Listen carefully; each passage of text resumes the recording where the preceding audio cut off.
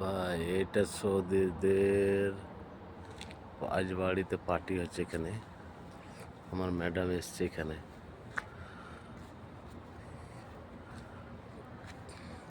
দারুণ সুন্দর ভিউ, আপনাদের দেখেন ভিউগুলা।